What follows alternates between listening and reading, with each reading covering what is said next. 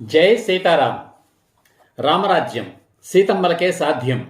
Male rule fail, female rule hail. ఇది ఒక నూతన సిద్ధాంతం. గతాన్ని మార్చలేము, భవిష్యత్తును మార్చుకుందాం. శ్రీ సీతారామ ధర్మ ప్రచార క్షేత్రం. ఇది ఒక నూతన సైద్ధాంతిక ఉద్యమం. ఇది ఒక నూతన సైద్ధాంతిక ఉద్యమ ఛానల్. ధనాన్ని ఓడించి బంధాలను గెలిపించడమే ఈ ఉద్యమ ధ్యేయం, ఈ ఛానల్ ప్రయత్నం. ఈ ఉద్యమంలో ఇది 15వ వీడియో.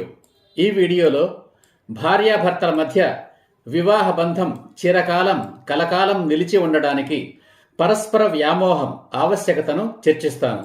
ఈ ఛానల్లోని ప్రతి వీడియోలో విడాకుల చట్టాన్ని రద్దు చేయాలి అని చెబుతున్నాను. అభిప్రాయ భేదాలు ఉన్న భార్యాభర్తలు కలిసి ఉండలేనప్పుడు విడాకులు తీసుకోకుండా ఏం చేయాలి అనే ప్రశ్నకు సమాధానమే ఈ వీడియో. భార్యాభర్తల మధ్య చిగురించిన ప్రేమ అక్కడే నిలిచిపోరాదు. వివాహమైన నూతన దంపతుల మనసుల్లో మొదటి రాత్రితో ప్రేమ గాఢంగా స్థిరపడాలి. స్థిరపడుతుంది కూడా. 3 రాత్రులు పూర్తి అయిన తరువాత ప్రేమ సరిపోదు. ఒకరిపై ఒకరికి ఆ ప్రేమ క్రమంగా పెరిగి పరస్పర వ్యామోహంగా మారాలి. వ్యామోహం అంటే శృంగారం కోసం తపన కాదు. ఒకరు లేకుంటే రెండవ వారు బ్రతకలేనంత ప్రేమే వ్యామోహం. అంటే ఒకరు చస్తే రెండో వారు కూడా చావాలి అని నా అభిప్రాయం కాదు. భౌతికంగా లేకపోయినా మనసు నిండా వారు నిలిచిపోయి ఉండాలి. వారి స్థానంలో మరొక వ్యక్తికి చోటు ఉండరాదు. పోయిన వారి కోసం పోనవసరం లేదు. ఉన్నవారి కోసం బ్రతికి తీరాలి. భార్యాభర్తల స్థానాలు మాత్రం మరొకరికి ఇవ్వరాదు. అదే వ్యామోహం అంటే. పుత్ర వ్యామోహం, ధనం మీద వ్యామోహం, పదవి వ్యామోహం అలాంటిదే భార్యాభర్తల పరస్పర వ్యామోహం.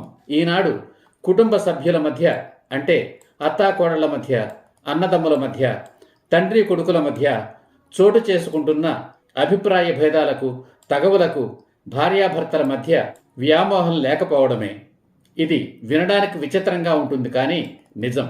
మనిషికి దేని మీద వ్యామోహం అనేది పనికి రాదు అని పెద్దలు ప్రవచిస్తుంటారు. నిజమే. వ్యామోహం అనేది ఎవరికి ఎవరి మీద కానీ దేని మీద కానీ పనికిరాదు. కానీ భార్యాభర్తలకు మాత్రం ఆ సూత్రం వర్తించదు. భార్యాభర్తల మధ్య ప్రేమ వ్యామోహంగా పరిణమించినప్పుడే వారి జీవితం స్వర్గతుల్యం అవుతుంది. అటువంటి జీవితం కొన్నాళ్లైనా చాలు. పరస్పర వ్యామోహం లేని జీవితాలు ఎన్నాళ్ళు జీవించినా వృధానే.